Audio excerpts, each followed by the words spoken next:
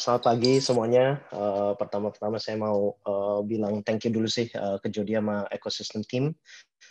Udah bikin ini nih venture builder khusus untuk circular economy, di mana kalau menurut saya itu keren banget, dan emang kita di dunia ini kita perlu lebih banyak green entrepreneurs ya.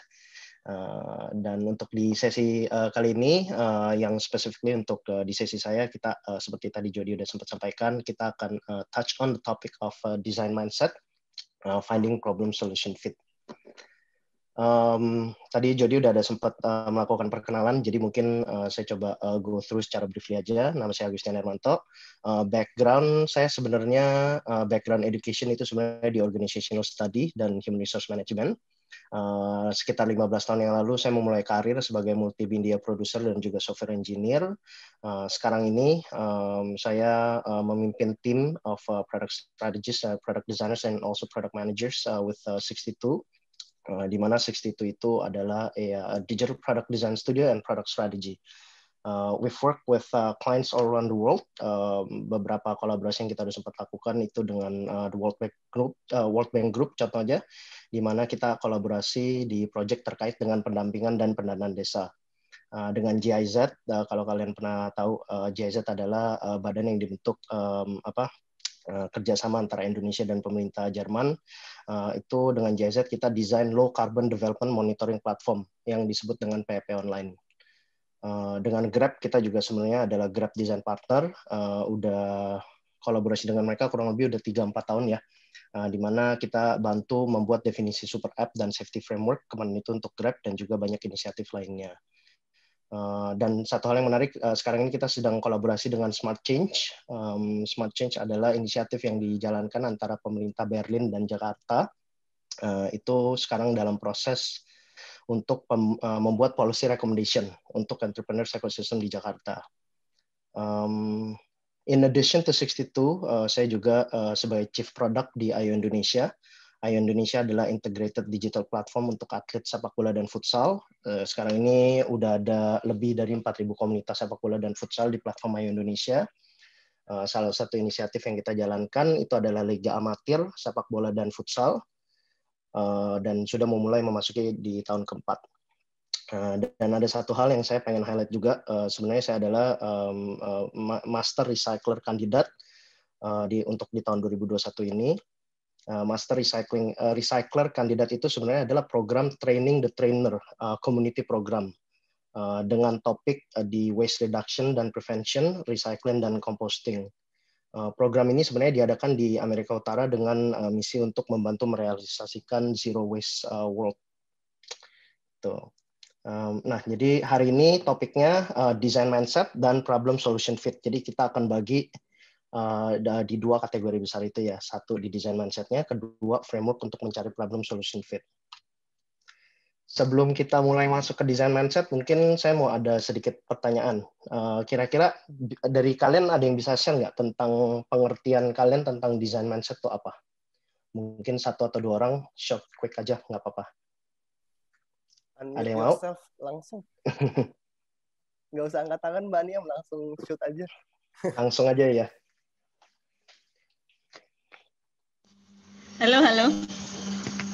Iya, kalau dari yang saya pelajari ya sebagai product designer juga. Jadi kalau design thinking ya istilahnya desain itu ya problem solving kayak gitu. Jadi gimana kita membuat ya mendevelop sesuatu solusi gitu, nggak cuma produk ya, istilahnya desain itu solusi gitu sih. Jadi apa yang kita lihat kayak gitu masalahnya, terus juga sehumanis pendekatannya itu benar-benar yang manusianya gitu, keperluannya, user approach-nya itu seperti apa. Nah itu desain sih, dan nggak cuman outputnya aja, tapi harusnya sampai ke sistemnya kayak gitu sih. Jadi kalau misal kayak Thomas Alva Edison menemukan lampu, bohlam lampu itu jadi bukan bohlamnya doang, tapi gimana itu bisa nyala gitu lampunya. Jadi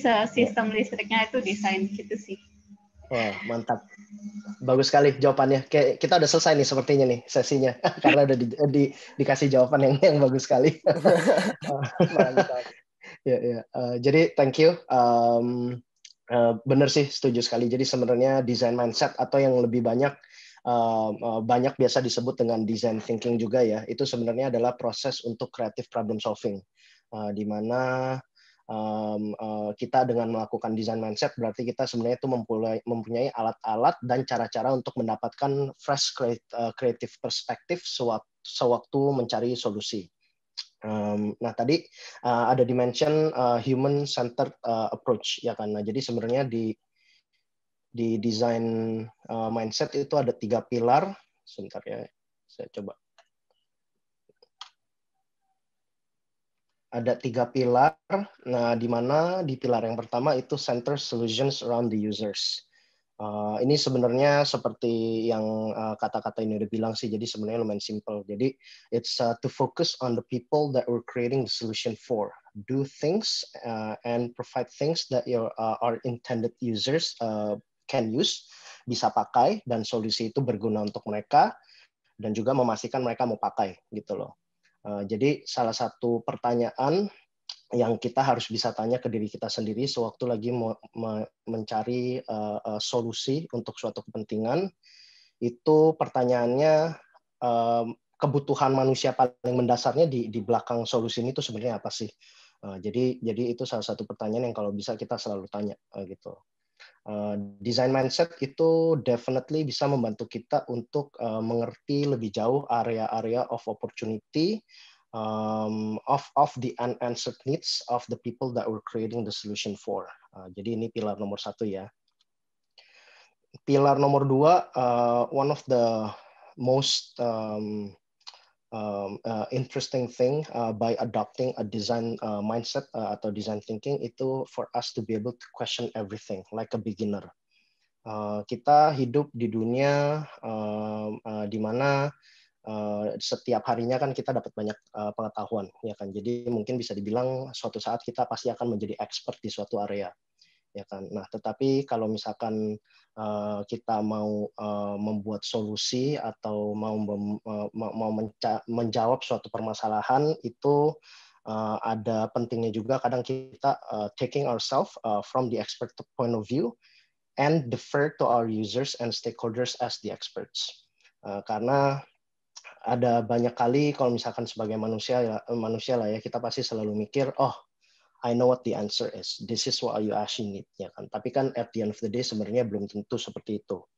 Karena kebutuhan dari setiap orang kan itu pasti beda-beda, ya kan. Jadi taking a beginner's mindset itu dalam artian kita mesti tetap ada spirit curiosity-nya sih, di mana kita juga jadi lebih open minded ya. Jangan secara otomatis kita mengkategorikan apa yang kita dengar dan apa yang kita lihat itu ke existing framework yang kita udah ada. Jadi ini nanti mungkin lanjut ke sesi keduanya, problem solution framework, itu tuh di mana kita akan melihat mengkategorikan hal-hal mungkin secara beda dikit ya. Di pilar ketiga ini post visibility. Jadi secara mendasar sebenarnya artinya post visibility seperti ini sih. Kita hidup di dunia dengan penuh constraints, ya kan. Jadi apapun itu yang kita mau lakukan itu pasti ada batasan-batasannya, nggak mungkin nggak. Nah, kadang kalau misalnya kita mau membuat suatu solusi untuk suatu permasalahan, kalau kita dari awal mikirnya udah batasan-batasannya, itu sometimes pemikiran kita jadinya terbatas, gitu loh. Jadi pausing visibility ini sebenarnya mindset di mana it's a good practice. Even for 5 minutes, coba ini take away all the constraints, kayak budget constraints, regulation constraints, organization constraints, apapun limit yang kita operate within, itu kita taruh di samping dulu. Habis itu kita bikin sesi ini supaya bisa mendapatkan kreatif dan perspektif new ideas. Ini bisa lumayan uncomfortable sebenarnya. Karena kita yang tadi saya udah sampaikan, kita hidup di dunia yang pasti otomatis constraints-nya ada banyak lah ya. Dan mindset kita tuh, cara mikir kita tuh udah di wire tuh, biasanya tuh kita mikir pasti ada constraints-nya, nggak mungkin nggak gitu. Nah, jadi tujuannya sebenarnya di post visibility pillar ini bisa membantu kita untuk mendapatkan ide-ide baru sih, dan bisa lebih berinovatif, dan membantu kita untuk maju ke depan ya, dengan ide-ide yang lebih menarik atau ide-ide yang baru. Try to avoid using the words yang seperti kayak, oh mereka udah pernah lakuin, itu mah pasti nggak bakalan bisa jalan. Kalau misalnya kalian pernah brainstorm secara dengan teman-teman lain, itu mungkin kata-kata ini kadang sempat dilempar satu sama lainnya kan, nggak mungkin jalan lah, nggak mungkin bisa lah, itu si A udah ngelakuin ya kan.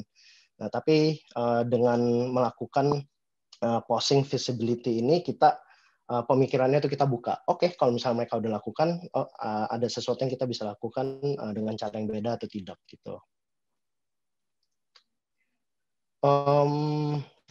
Sebenarnya there are many different variations on the design thinking framework. IDEO, mereka yang pioneer untuk dia design thinking framework. Google juga sebenarnya mereka juga ada frameworknya mereka sendiri. Jadi saya nggak bakal go into in more detail karena ini resource yang bisa dicari online itu sebenarnya udah lumayan banyak tentang design thinking framework ini ya. Meskipun mereka kelihatannya beda-beda semua dari secara visualnya, kalau misalnya kalian lihat yang ada di sebelah kanan ini, in essence itu mereka follow the same basic principle. Satu, understand. Jadi dengan melakukan dengan building our understanding, itu AIC it's going to be providing us with an opportunity to collaborate closely and get different perspectives dengan tim member lain gitu ya. Dan juga provide us with an opportunity to get better insights. Kedua, itu ideate. Ideate itu adalah proses di mana kita meng-apply semua findings kita dan semua insights kita untuk come up with a potential solution. Ketiga, create. Create itu penting. Karena kalau misalnya kita cuma mikir, kita nggak create, kan kita nggak ngapa-ngapain. Ya kan? Jadi create ini untuk avoid kita getting stuck in the planning, trying, or talking about whatever it is that we want to do. Jadi artinya kita ya bikin aja gitu loh, bikin prototipe-nya lah dalam bahasa simpelnya ya, dan juga membantu kita untuk bisa kerja di agile framework. Yang terakhir 4, iterate, itu untuk embrace constraints dan melakukan iterasi. Nah, itu kan sebelumnya saya bilang post visibility. Jadi kan tadi saya bilang constraints-nya jangan terlalu dipikirin. Ya kan? Tapi kan gimana pun juga seperti yang saya sampaikan, kita kan hidup di dunia dengan penuh banyak constraints. Ya kan? Nah, jadi salah satu hal di dalam design thinking framework itu tuh kita mencoba untuk mencari hal-hal apa sih yang kita bisa coba lakukan dengan cepat. Habis kayak gitu kita coba melakukan iterasi dari sana. Gitu. Yang seperti tadi saya sampaikan, saya nggak bakal go into in more details with all of this karena resources-nya sebenarnya udah lumayan banyak. Tujuan dari design thinking process itu sebenarnya untuk kita supaya bisa belajar dari failure sih, dari kesalahan, and also making small progress ya, yang ultimately going to lead us to larger achievements, dan juga untuk bisa membantu kita untuk build empathy ke users dan juga membuat strengthen our creative confidence.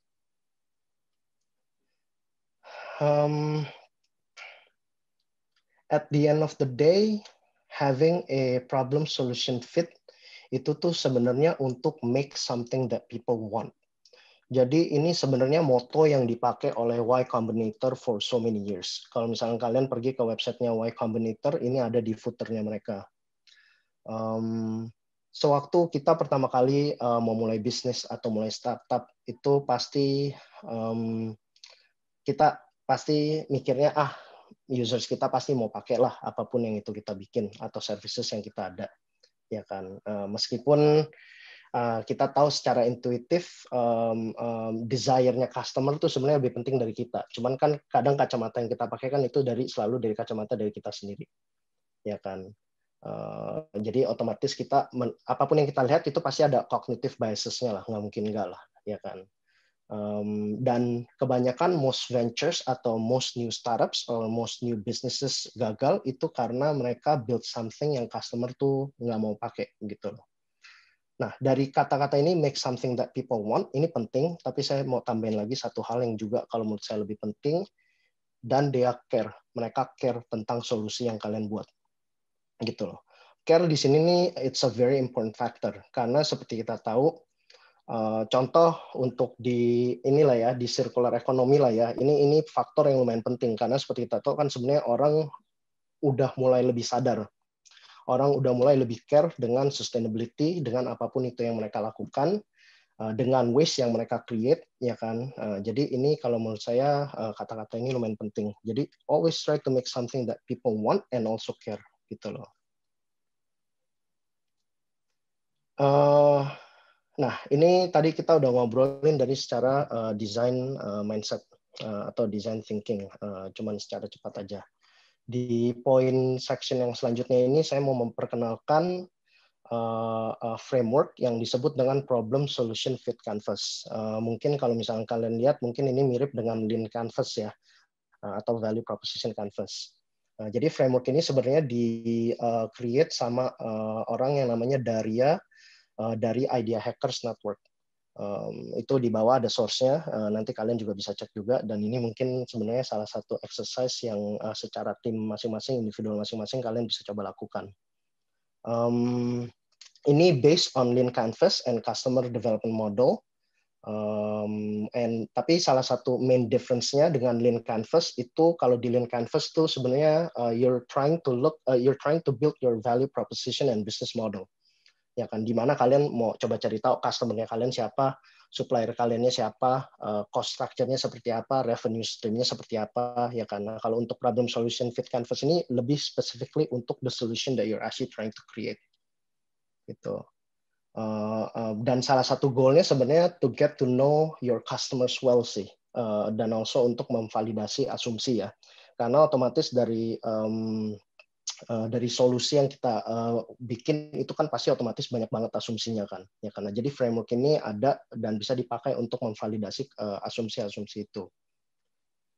Ya ini penting, lumayan penting, karena seperti yang tadi saya sampaikan, kebanyakan kita pasti mulai sesuatu itu dengan asumsi. Tapi bisa dibilang hampir 99% asumsi kita tuh pasti selalu salah. Gitu. Jadi bisa jadi kita asumsi customer kita maunya A, tapi ternyata mereka maunya A.1. Gitu loh. Jadi ada ininya, perubahannya sedikit lah. Jadi untuk summarize saja, problem solution fit canvas ini bisa membantu kita untuk solve complex problem in a way that fits the state of our customers. Kedua, membantu menajamkan communication marketing strategi with the right triggers and messaging. Ketiga, itu untuk mengerti existing situation in order to improve our product and services untuk target grupnya kita. Di section yang di paling atas ini, yang di warna pink ini disebut dengan customer state. In this customer state fit, kita tuh sebenarnya looking to build a holistic understanding of our customers. Ini untuk memastikan kita benar-benar tahu target customers kita itu apa. Kita tahu limitation-nya mereka, kita tahu di currently available solutions itu sebenarnya ada apa aja. Jadi tipe-tipe pertanyaan yang ditanyakan ya di customer state fit ini itu contohnya kayak who is our customers, what limits our customers to act when problems actually occurs. Itu misalkan contoh spending power-nya mereka itu sebenarnya berapa banyak sih, network connection-nya mereka di situ gimana sih, ya kan, mereka pakai device-nya tuh apa aja, ya kan. Terus habis itu salah satu pertanyaan lagi juga adalah solusi apa yang sebenarnya sekarang customers kalian tuh udah pakai, yang udah available lah ya, when he or she is facing the problem, specific problem. Apa aja yang mereka udah pernah coba sebelumnya di masa lalu, gitu loh. Dan mungkin salah satu hal yang bisa ditanyakan juga itu sebenarnya pro dan cons of the existing solutions. saya cukup yakin kalian semua pasti udah ada banyak data sih tentang customer sekalian. Tapi data tuh will only tell you what's wrong, and talking customers to customers is going to tell you why gitu loh. Jadi it's actually utilizing this framework, it's actually to connect the stories with the data. Ini it's to make sure that we have a solid understanding of our target group, their limitations and available solutions against which you are competing. Jadi ini cara untuk menggunakan ini ya, mungkin tadi saya belum jelasin, tapi setiap kotak ini kalian harus isi. Jadi contoh customer segmentnya itu nanti kalian bisa isi, customer state limitation-nya kalian bisa isi, dan juga available solutions-nya itu kalian juga bisa isi di kotak-kotaknya itu sendiri masing-masing.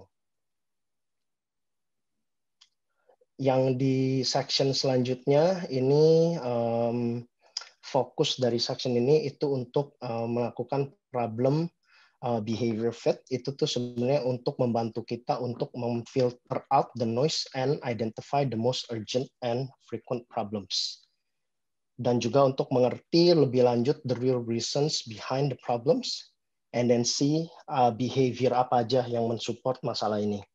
Gitu loh. Dan behavior itu sebenarnya kuat atau lemah dan apakah problem itu worth solving atau enggak.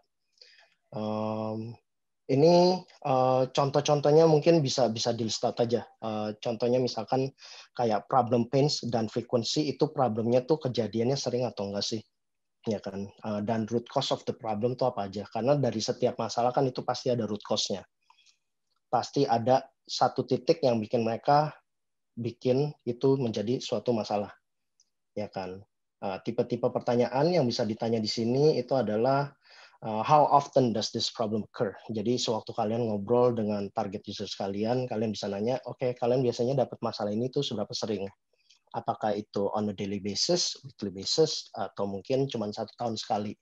Dan mungkin kalau misalnya itu cuma 1 tahun sekali, mungkin bisa dibilang problem itu nggak worth untuk solving, karena mungkin belum ada urgensinya, ya kan? Terus dari itu, what is the cost of every problem yang kalian experience gitu? Dan apa yang kalian lakukan untuk mengatasi problem-problem itu sekarang ini gitu loh. Jadi ini it's more about trying to find the behavior surrounding the problem itself. Ini for green circular economy entrepreneurs, I think this phase can actually provide valuable insights karena oftentimes produk dan solusi dari circular economy atau green entrepreneurs itu require some sort of behavior change, ya kan? Jadi dengan cara kita melist out behavior mereka itu kita bisa pinpoint kira-kira behavior apa nih yang kita harus fokuskan untuk kita bantu untuk rubah. Oke, di yang section selanjutnya ini di communication channel fit. Ini tujuannya untuk membantu kita untuk sharpen our communication messaging sebenarnya, dan juga untuk mencari trigger emotional messaging and how we can actually reach our customers via the right channel. Jadi tipe pertanyaan yang kita bisa tanya ya itu biasanya emosi apa sih yang customers kita rasakan sebelum dan sesudah mereka menghadapi masalah ini. Ya, terus habis itu biasanya mereka channel behavior-nya mereka itu lewat platform apa aja sih, baik secara online atau baik secara offline. Nah, dengan cara menargetkan titik-titik poin-poin channel-channel ini nih bisa memberikan kita dengan pandangan yang lumayan jelas biasa mereka tuh interaksinya tuh ada di mana. Gitu loh. Apakah ada offline forum atau apakah ada online forum, dan itu nanti bisa menjadi wahana untuk langsung connect dengan usersnya ya. Ya ini untuk ngebantu untuk mencari early adopter sih. Jadi sebenarnya itu yang saya pengen sampaikan di kata-katanya. Jadi lebih ke arah kita cari dulu channel-channel atau tempat-tempat di mana early adopters kita tuh biasanya meng-channelkan behavior mereka ya, baik itu secara online atau offline. Mas, you have 10 more minutes to go ya. Oke, thank you. Jadi setelah kita udah mulai mapping out itu semua dari yang tadi customer state fit, problem behavior fit, communication channel fit, at the end of the day kan kita perlu come up sama solusi kita sendiri, ya kan. Nah jadi di step terakhir ini, di step 10 ini, di mana kita mulai naruh solusinya kita. Ini ide ya, jadi kira-kira idenya, solusinya tuh apa sih yang kita pengen kasih, ya kan.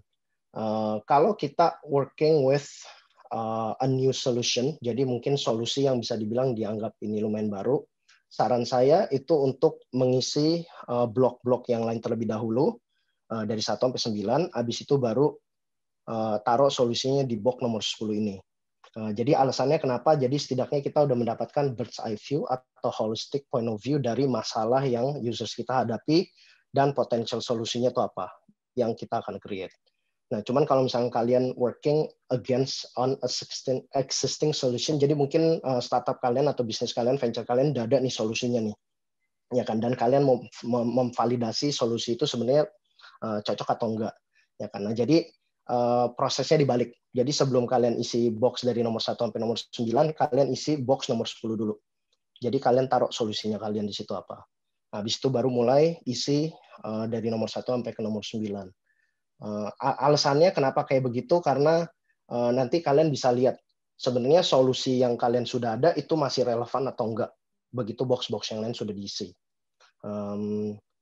Tekniknya atau triknya itu untuk mencari kata-kata keywords yang kalian taruh di box 1 sampai 9. Itu ada relevansinya atau enggak, dan kalian coba hitung itu sebenarnya kata-kata keywords itu sering disebut atau enggak gitu loh. Jadi dari situ kalian bisa nge-pinpoint ini sebenarnya penting atau ini sebenarnya tidak penting. Framework yang saya barusan share ini sebenarnya ini bisa memberikan opportunity untuk increase solution adoption sih. Jadi dalam artian sebenarnya ini framework lumayan baru ya. Ini sebenarnya framework baru ditemukan, baru dibikin kurang lebih tahun lalu, di tahun 2020. Nah jadi sebenarnya dari sisi aplikasinya itu belum banyak orang yang pakai. Gitu. Saya nggak tahu kalian sebenarnya udah pernah lihat atau belum, tapi ini sebenarnya belum terlalu banyak orang yang pakai. Cuman kalau menurut saya framework ini sebenarnya lumayan bagus untuk mencari problem solution fit. Karena problem solution fit dan product market fit, those are actually two different things. Ya kan? Nah, di problem solution fit, salah satu hal yang kita mau lakukan itu tuh untuk mencari group of early adopters atau group of people yang sebenarnya mau memakai produk atau service kita yang mengatasi spesifik problem. Ya kan? Nah, kalau misalnya udah masuk product market fit itu kan nanti ngomonginnya beda lagi. Itu kan berarti gimana caranya untuk mendapatkan retention, gimana caranya untuk growth lebih lanjut, mendapatkan revenue stream, ya kan. Nah, jadi untuk di problem solution fit ini fokusnya untuk mencari group of people yang benar-benar mau pakai produk kalian. Jadi design mindset untuk menghubungkan semuanya ya, design mindset it's a essential tool sih, karena itu membantu kita untuk build creative confidence. Creative confidence itu penting karena seperti yang disebut dengan David Kelly dari foundernya IDEO, creativity isn't the ability to draw or compose or sculpt, but it's actually a way of understanding the world. Karena at the end of the day, kalau misalkan kita mau cari problem solution fit, kita kan harus mengerti dunia di mana kita mau create a solution for. Ya kan? Kalau misalnya kita nggak ada understanding-nya, at the end of the day itu kan pasti ada mismatch. The one thing yang kalau misalkan dari presentasi ini, kalau misalkan kalian cuma bisa ingat satu hal, sebenarnya yang saya pengen kalian ingat sebenarnya dari sesi ini sih, lebih ke arah get off your ass and start making connections with your users and ask questions. And more importantly, ask the right questions. Jadi bukan sekadar nanya pertanyaan ya, kayak kemarin makan apa, itu kan nggak ada gunanya gitu loh. Tapi mungkin lebih ke arah, oke, kemarin makannya menggunakan sendok dan garpu, ada tool yang lain atau enggak gitu. Jadi untuk bisa menggali dan mendapatkan insights lebih lanjut. We need to be very critical karena kita harus bisa go deep in uncovering user needs. Di Harvard Business Review mereka juga ada bilang Questioning is a uniquely powerful tool for unlocking value in organizations. It spurs learning and the exchange of ideas. It fuels innovation and performance improvement. Jadi yang seperti kita tahu, asking the right questions and questioning, it's very important. Dan untuk kita bisa mempunyai design mindset, itu kita harus selalu berani untuk nanya pertanyaan-pertanyaan ke target market kita, atau even ke tim member kita, atau ke stakeholders kita.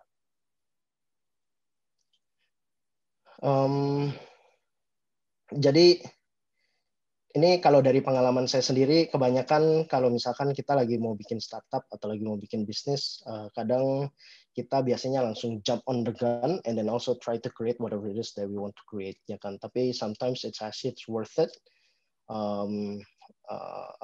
to think about the problem, to really use the problem solution canvas and then try to see if you can map everything out and then start thinking about building your solutions. Asking questions is the single most factor that differentiate innovators from common men. Saya pernah dengar line ini dari somewhere, tapi nggak ingat dari mana. Dan kalau menurut saya ini lumayan penting sih, karena kadang orang-orang tuh nggak mau nanya sama sekali, mereka langsung melakukan asumsi-asumsi aja, ya kan. Tapi kalau menurut saya, by asking a lot of right questions, we can get more insights, dan itu bisa membantu kita untuk build solusi yang tepat untuk users kita at the end of the day. One final note yang saya mau share dengan kalian semua is to be fearless sih intinya. Jadi jangan takut-takut. I don't know if you know this Dilbert comic strip, tapi ini salah satu comic strip yang lumayan bagus, mungkin bisa dicek, dan mereka comic stripnya banyak yang lumayan lucu-lucu tapi kena gitu loh. Kalau misalnya kalian lihat di sini, contohnya I need to think outside of the box to come up with a creative design. Jadi dia keluar dari boxnya.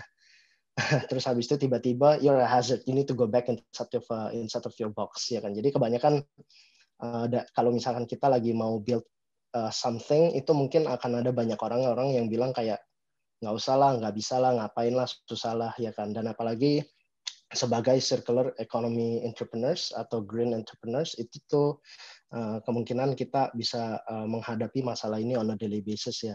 Jadi poin yang saya pengen sampaikan itu just be fearless sih, never settle for enough, get creative, look for support and collaborate as much as possible.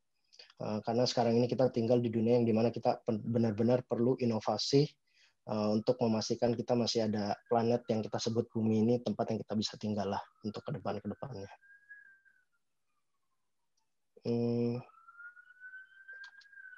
Yes, so I think that's all. I don't know if waktunya gimana, Jody? Pas banget 1 menit. Oke. 1 menit sebelum berakhir. Iya, iya. Iya, jadi itu saya harap dari presentasi kali ini bisa memberikan pandangan baru ya, di mana untuk come up with a problem solution itu kalian ada framework yang kalian bisa pakai, dan juga untuk adopt a design thinking atau design mindset, karena dengan melakukan design mindset di mana kita build more relationship with our users, kita bisa dapat insights yang lebih banyak. Mantap. Thank you Mas Agus, presentasinya mungkin boleh kita end share screen, kita mulai dengan question and answer. Soalnya boleh. Udah ada yang raise hand nih, Carolina dari Pasar. Silakan. Halo Carolina. Halo Mas Agustian, thank you so much for your presentation. I think it's really great. Pertanyaan saya itu, jadi misalnya take an example of Gojek or Grab app gitu guys. They are super app, they have a lot of features and business units gitu, and they may be as equally as important gitu. In terms of that gitu, kalau misalnya bisnisnya emang banyak produknya yang kayak taruhlah not even now they maybe have like more than 10 gitu, but say even if it's like 5 or even like 4, where should your design focusing on gitu? Well, kayak misalnya, where should your kayak highlight of the app or the web gitu? Where should it focus? Where should you focus on the design? Good question, Carolina. Jadi mungkin untuk menjawab pertanyaan itu, kita juga mesti lihat perkembangan Gojek sama Grab sampai ke titik sekarang ya. Karena kan mereka pasti mulai dari titik tertentu. Jadi yang seperti kita tahu, Gojek dan Grab mereka udah bisa dibilang mereka super app lah. Mereka ada banyak feature-feature dan produk-produk yang dimana mereka berharap itu bisa dipakaikan oleh users dari saat mereka bangun sampai mereka tidur. Ya kan? Nah, jadi ya untuk menjawab pertanyaan itu sebenarnya kita mesti lihat mereka mulainya dari mana sih. Dan juga otomatis ada beberapa business decision yang harus diconsider juga ya. Karena kan otomatis Grab dan Gojek mereka compete in the market that is huge right now, that is big. Dan dari sisi desain fokusnya itu bisa jadi dari sisi decision bisnisnya tuh bisa jadi mereka suatu saat decide oke, ayo kita mau fokus ke food delivery gitu loh. Dan mereka juga lihat sebenarnya kompetisi dari food delivery itu juga belum terlalu banyak misalkan, dan opportunity marketnya di sana tuh juga sebenarnya banyak ya kan. Nah, jadi itu mungkin salah satu pertimbangan yang bisa dipakai itu untuk lihat market opportunity-nya yang paling besar itu sebenarnya di mana gitu loh. Dan untuk bisa mendapatkan market opportunity itu sebenarnya kita bisa pakai problem solution fit canvas tadi untuk map out. Jadi kita bisa map out everything tuh di situ, ya kan.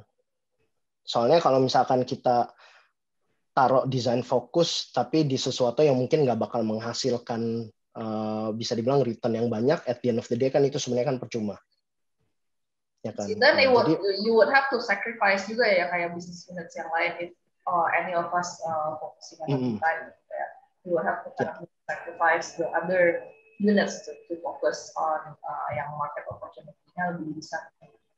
Ya, betul. Ya, again, mungkin sacrifice kata yang kedengarannya lumayan kayak, masa mesti disacrifice sih. Tapi saya mau balik lagi ke poin saya yang pertama tadi. Kita tuh tinggal di dunia pasti semua ada constraints-nya, nggak mungkin nggak. Ya kan, pasti kita ada batasan-batasan resources, pasti kita ada batasan-batasan budget, pasti kita ada batasan-batasan finance, nggak mungkin nggak. Ya kan. Nah, tapi yang paling penting itu untuk kita setidaknya punya foundation yang kuat dulu sih. Foundation yang kuat dalam artian kita udah lumayan yakin nih, ini solusi yang kita harusnya fokuskan. Kenapa kita harus fokuskan ke situ? Karena kita udah ngobrol sama users kita, potential users kita, early adopters kita itu ada segini banyak orangnya, kita udah ngobrol sama mereka, dan ini mereka berguna untuk mereka, gitu loh. Jadi always try to see your market juga ya, jangan langsung kayak decide dari data doang, kayak tadi saya bilang, kalau misalnya cuma lihat data, itu kan cuman what's wrong kan, tapi why-nya kan kita nggak tahu. Jadi penting juga untuk bisa ngobrol dengan customers kita sih. Right. Thank you for the question, Carolina. So to just sum it up, you look at the market first to see the constraint, and then you use problem solution fit to build something creatively to address those market effectively, even with all those constraints. Next kita punya Randi dari Ravelware. Halo Randi. Kedengeran? Yes. Oke, jadi terima kasih banyak atas share-nya yang luar biasa ya tentang framework tadi. Dan saya ingin meng-highlight statement Kak Agus tadi, di mana Kak Agus kan nge-state kalau resource kita pasti ada limitasinya kan ya. Iya. Nah, itu saya setuju karena saya juga udah mempraktekkan startup, dan terkadang kita punya ide brilian, punya masukan brilian, tapi terbatasnya itu pada resource. Nah, pertanyaannya, kalau kita go out there to our market and ask for input from our customer, walaupun kita udah memfokuskan segmen, terkadang data-data atau input yang kita dapat itu ngebikin kita overwhelming gitu, kebanyakan. Nah, cara kita untuk memilih dan memutuskan fitur mana yang akhirnya kita pakai, fitur mana yang akhirnya kita nantikan dulu, itu bagaimana? Itu pertanyaan pertama saya. Pertanyaan kedua, tadi kan di framework tadi, saya selalu memperhatikan metode-metode validasi yang digunakan itu adalah metode kualitatif, Kak Agus. Ya, betul. Tapi seperti yang kita tahu, selain metode kualitatif, ada juga metode kuantitatif untuk mencari data. Nah, apakah metode kuantitatif ini ada perannya di framework tadi, dan di bagian mana kalau boleh tahu? Baik, terima kasih banyak. Ya, sama-sama. Mungkin saya jawab pertanyaan yang kedua dulu ya, habis itu baru balik ke pertanyaan yang pertama. Jadi untuk problem solution fit canvas atau framework, seperti yang tadi Randy bilang, emang sebenarnya kebanyakan itu kualitatif metodologi, di mana kita keluar dan kita tanya dan ngobrol langsung dengan users kita, ya kan. Jadi saya nggak bilang kuantitatif itu nggak ada gunanya, tapi mungkin sebenarnya untuk problem solution fit framework, karena ini kan sebenarnya sesuatu yang kita mau lakukan dengan cara cepat. Kita nggak mau spend waktu lama-lama lah untuk bisa come up with that solution, ya kan. Dan juga sebenarnya fokusnya kan untuk mendapatkan early adopters. Early adopters kan mungkin sebenarnya angkanya kan nggak banyak, angkanya kan mungkin masih kecil bisa dibilang lah ya. Nah, kalau menurut saya secara pribadi, kuantitatif itu akan berguna kalau misalkan kalian mau melakukan validasi lebih lanjut. Jadi solusinya setidaknya udah ada early adopters-nya dulu, tapi kan kalian harus scale, ya kan. Itu kan udah masuk ke growth stage, ya kan. Nah, untuk di growth stage itu sebenarnya worth it untuk melakukan kuantitatif karena jumlah sampelnya kan otomatis lebih besar, ya kan. Salah satu consideration-nya again karena saya tahu kuantitatif itu sebenarnya prosesnya mungkin kalau mau bikin survei yang simple nggak masalah ya, itu bisa dilakukan, nggak apa-apa. Tapi kalau misalkan mau bikin kuantitatif dengan skala besar itu kan makan waktunya kan sebenarnya lama, ya kan. Nah, jadi untuk menjawab pertanyaan Nandi, kuantitatif masih ada gunanya, cuman fokusnya kalau menurut saya di problem solution fit canvas itu kalau bisa tuh exercise yang kalian bisa lakukan secara cepat untuk come up with different solutions gitu loh, yang sesuai dengan target users kalian, early adopters itu siapa aja. Terus pertanyaan yang pertama terkait dengan constraint resources ya. Jadi kalau misalkan udah ketemu feature-feature yang banyak, terus abis kayak gitu, ini yang mau difokusin yang mana? Karena kan rasanya kan pasti overwhelm, ya kan. Ini salah satu hal yang saya selalu share ke tim saya di Six itu latihan prioritization is actually very important and it's not easy. Jadi kita kadang kalau misalnya kita kolaborasi atau kerja dengan klien itu juga kadang mereka tuh mau ngelakuin semuanya. Jadi yang mau didesain dari A sampai Z semuanya mau didesain. Tapi seperti kita tahu kan waktu kan kita juga nggak ada gitu-gitu banyak, ya kan. Mereka kan pasti ada tanggal di mana mereka mau launch, ya kan. Jadi pertanyaan yang selalu saya tanya, tim member kita selalu tanya itu seberapa pentingnya features ini untuk usersnya kalian. Kalian bisa jawab nggak? Kalau kalian nggak bisa jawab, berarti kalian mesti cari tahu dulu, gitu loh. Itu bisa membantu kita untuk memprioritasi, come up with the prioritization on the features ya. Karena kan otomatis users kan pasti bisa jadi users sebenarnya juga bisa bilang ini semuanya mah penting.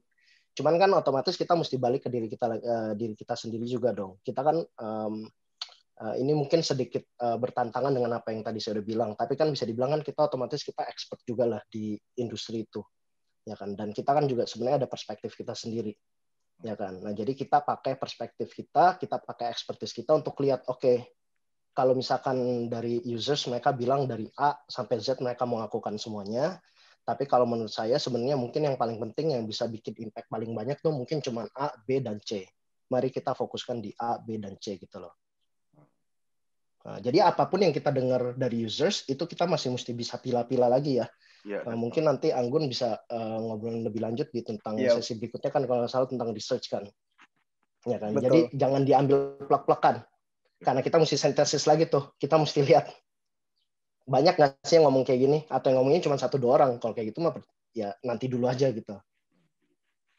Right, so thank you for the question Randy. Jadi bagaimana kita bisa move from insight driven to data driven once we reach product market fit. Tapi kalau di awal we try to be as deep as possible using qualitative method to understand why, and then we can prioritize with the right questions.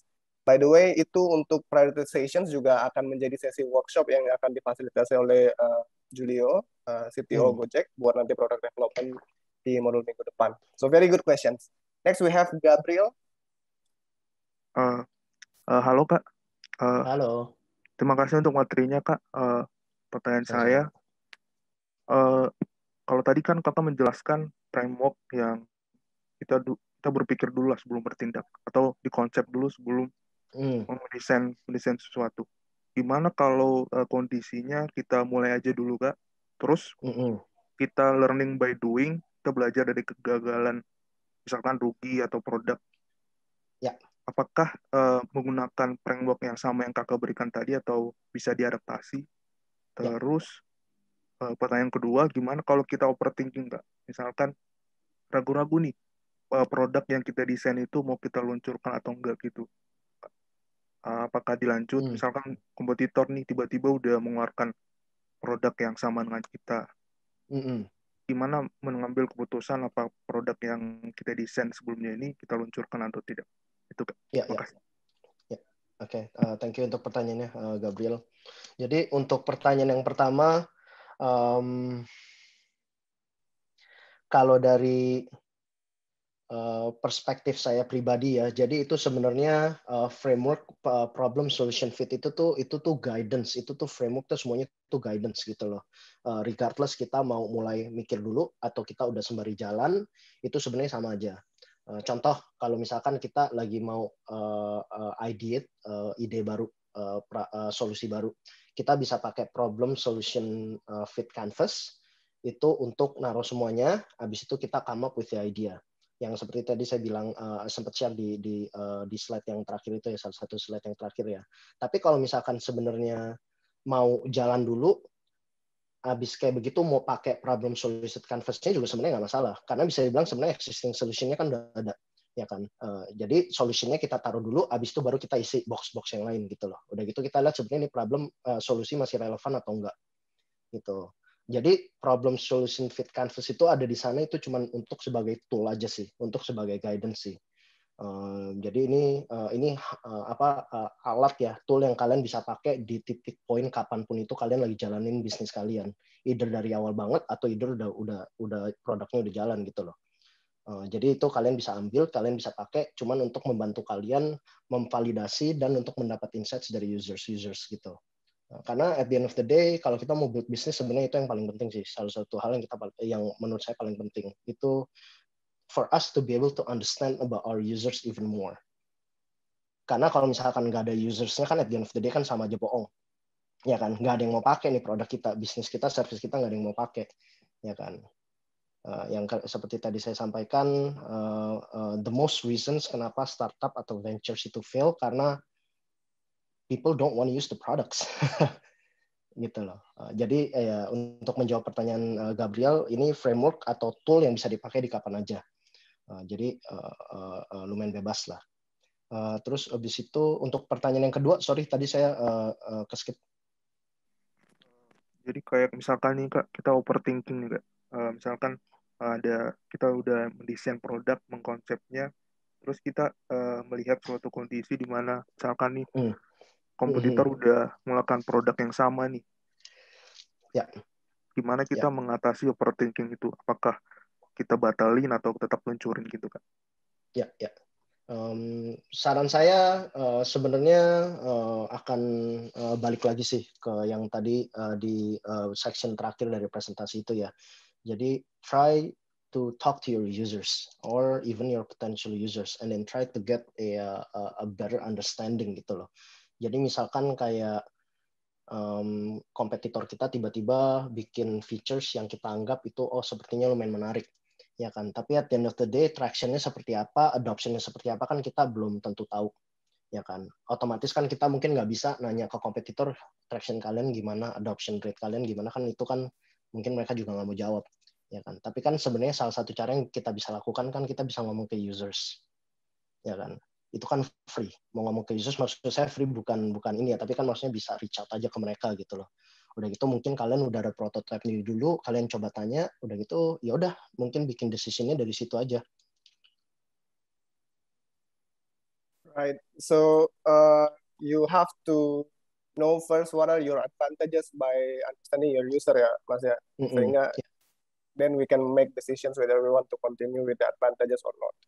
Yeah. Oke, thank you Gabriel. Now we have 5 minutes untuk 2 questions dari Niam dan Rozar. Mungkin boleh questions-nya dua-duanya dulu, and then you answer it all together. Silakan Mbak Niam. Ya, kalau aku mau nanya masalah ke internal sih Mas, mungkin dari pengalamannya Mas Agus sendiri. Nah, kayak desain mindset ini kan sebenarnya nggak cuma tadi ya untuk cari sebenarnya bisnis kita itu market fit atau enggak, problem solutionnya tuh sesuai apa enggak gitu, tapi kayak dari manajemennya, dari jalannya si bisnis itu gimana nih supaya tim kita, semua operasional bisnis kita itu juga bisa menerapkan itu gitu. Mungkin dari pengalaman dari Mas Agus sendiri di tim seperti apa kayak gitu sih. Oke. Mau Mas Rozer, boleh langsung? Boleh langsung ya. Terima kasih itu untuk setelah introduce framework ini. Saya tertarik sama bagian emotions. Kalau bisa tolong ceritain lagi, karena kalau di ini itu kita ada emotions lain yang customer sudah mau, dia sudah intrigue sama produk kami, tapi ada emotions yang lain yang mencegah. Nah, itu bagaimana cara menyiasatinya? Oke. Thank you. Saya jawab pertanyaan Niam dulu ya, berarti ya. Jadi untuk recap sedikit, pertanyaannya Niam ini untuk how to have design thinking implemented across organization or adopted across organization. Jadi mungkin dari manajemen, dari level paling atas sampai ke level paling bawah itu mungkin bisa adopt design thinking framework gitu ya. Ini challenge yang lumayan menarik sih sebenarnya Niam. Karena setiap orang kan pasti ada mindset-nya sendiri-sendiri, pasti ada framework atau ada cara pemikiran mereka sendiri-sendiri, ya kan. Untuk seseorang bisa adopt framework atau mindset yang baru itu sebenarnya lumayan sulit, gitu loh. Jadi kalau saran saya, salah satu cara yang bisa dilakukan itu for us to be able to, it's for us to be the champion of design mindset atau design thinking di organization itu. Gitu loh. Dengan cara kita melakukan dan dengan cara kita menunjukkan kegunaannya tuh sebenarnya seperti apa. Dan suatu saat kalau misalkan mereka tertarik dari tim manajemen atau dari tim manapun itu, kayak cara kalian lihat permasalahannya lumayan menarik ya. Karena kan otomatis seperti yang kita udah didiskusikan kan, design thinking atau design mindset kan itu bisa membuat kita untuk mencari solusi yang lebih kreatif, ya kan. Mungkin kadang tim operasional atau dari tim-tim yang lain mungkin kadang kalau misalnya cari solusi-solusi mungkin kayak gitu-gitu aja gitu loh. Nah, jadi I think one of the thing that you can do is just to be the champion of it sih. Untuk benar-benar menunjukkan sebenarnya keuntungan dengan mengadopsi design thinking framework atau design mindset itu apa aja gitu loh. And have an open conversation with them.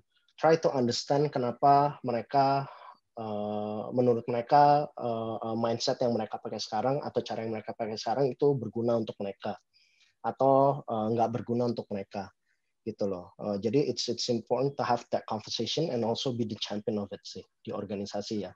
Dan of course kalau misalkan emang perlu bantuan, seperti kita tahu sebenarnya ada banyak organisasi-organisasi yang melakukan design thinking training sebenarnya. Saya tahu kayak misalkan contoh kemarin itu Indosat 2-3 tahun lalu ya, 3 tahun lalu kalau nggak salah kita sempat ngelakuin design thinking sesi sebenarnya untuk tim-timnya gitu loh. Jadi tapi yang paling penting be the champion and then have an open conversation about it. Oke, terus untuk menjawab pertanyaannya Rozar ini lebih terkait tentang emotion ya. Mungkin saya perlu nanya sedikit nih untuk memastikan saya dapat pertanyaannya dengan benar. Jadi pertanyaannya tadi lebih ke arah untuk setiap decision, untuk setiap behavior kan itu at the end of the day kan pasti ada emosinya di belakangnya. Ya kan, nggak mungkin nggak, either emosinya senang atau emosinya marah atau emosinya sedih untuk apapun itu yang kita lakukan. Ya kan. Jadi pertanyaan Rozar itu lebih ke arah gimana cara kita mengetap emosi ini ya, atau gimana ya? Lebih ke ini sih, kalau misalkan kalau kita kan customer ya, dia udah mau pakai produk kita karena menarik ya, ini bisa memilah sampah dengan baik. Tapi ada emosi lain yang menghambat untuk memakai produk itu, karena tapi kalau saya pakai ini nanti kasihan sama mamang sampah yang biasa ngangkut. Jadi itu yang lebih overwhelming ya, jadi menghambat. Iya. Emang sih bagus, tapi saya nggak tega sama mamang sampah. Iya. Jadi deh gitu. Ya. Gimana? Nah ini kalau menurut saya sebenarnya bisa memberikan kita kesempatan untuk cari tahu kira-kira kenapa mereka berasanya tuh kayak begitu. Misalkan contoh yang tadi Rozar kasih, ini untuk milah-milah sampah mau nih, ini bagus nih. Tapi kasihan sama mamang sampah, maksudnya kayak dari yang tukang sampah keliling itu kan mereka kan sebenarnya pendapatannya kan dari setiap hari-harinya kan otomatis dari aktivitas yang mereka lakukan kan. Ya kan. Jadi mungkin ini bisa kasih Rozar suatu kesempatan untuk mencari solusi yang sebenarnya sedikit lebih unik. Gitu loh. Oke, kenapa kalian berasanya seperti itu? Atau mungkin nanti bisa jadi solusinya kerjasama dengan mamang sampah gitu loh. Nah, jadi kalau menurut saya ya, orang tuh otomatis tuh kadang mereka bilang mereka mau pakai tapi belum tentu mereka mau pakai. Ya kan, karena seperti Roza bilang tuh kadang ada pemikiran lain di belakangnya yang bikin mereka jadi nggak mau sama sekali. Dan itu kan otomatis ada emosi yang ke-attach sama itu kan. Ya kan. Nah, jadi kalau menurut saya mungkin untuk cari tahu lebih lanjut dan sebenarnya itu bisa memberikan kesempatan untuk come up with a unique value proposition ya, yang sedikit beda dan mereka mau adopt at the end of the day sih. Baik, terima kasih. I see. Very good questions, Mbak Nia, Mas Rozar. Thank you for the questions. I'm sorry, Pak Mas Yuri, kita udah nggak ada waktu buat sesinya Mas Agus. So please join the LinkedIn group and ask the questions you haven't get the chance to ask through the LinkedIn group. And Mas Agus, I think will kindly answer on his due time, ya. So thank you so much for your time, Mas Agus. By the way, kalau boleh tanya, 62 itu kenapa namanya 62 sih ya? Bisa nebak nggak? Jadi 62 itu dari kode telepon Indonesia 62. Oh. Ya, jadi saya sama Filia, saya sama partner saya kan sebenarnya kita tinggal di luar udah lumayan lama, tapi udah gitu kita balik lagi ke Indonesia. Ya, jadi kita kemarin itu lihat ini nama yang bisa ngangkat Southeast Asia atau nama yang bisa ngangkat Indonesia itu sebenarnya apa. Jadi ya itulah 62 lah. I see, very cool, very cool. Diaspora ini si turtle kita nih. Plus 62. Dan kebetulan domainnya ada. Oh gitu. Baik, siap. Oke, thank you so much for your time, Mas Agus. It must be thank you juga. Almost late midnight di sana. Take care, bye-bye, and see you around on LinkedIn group. Give a round of applause for Mas Agus. Thank you. Thank you. Bye-bye. Oke, emot juga boleh, guys. Kalau Oke, next we have our next speaker, Anggun. Balai tangan dia. Hai Anggun, apa kabar? Hai, baik-baik. Okay, before I give you the floor, I'd like to introduce Anggun to everyone. Hi. So Rahmawati Anggun, or Anggun, is currently the product researcher at Gojek, and as a researcher, Anggun's specialty is about designing experience. She has several years of experience on market research company before as a qualitative researcher, as well as also consultancy. So today Anggun will give you insights a little bit tentang bagaimana how to talk to your customer and asking the right questions and overall methodology, Anggun, ya. Yeah. Okay. As promised, these sessions will be highly practical. So the time is yours, Anggun. Okay, cool. Thank you. First, thank you ecosystem team for the having me here. Wait, let me share my screen. Bentar dulu. Tadi lagi habis ngobrol sesuatu soalnya. Sebentar ya.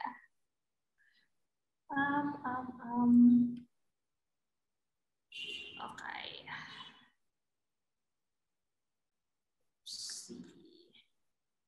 Okay, so hello everyone here. So jadi kayak yang kemarin Kak Jody juga bilang, jadi hari ini kalau sesi kali ini lebih praktikal, aku lebih banyak sharing my experience itu tentang dari sisi researcher dan gimana sih kayak tadi si Mas, udah aku lupa sebelumnya Mas siapa? Agustian.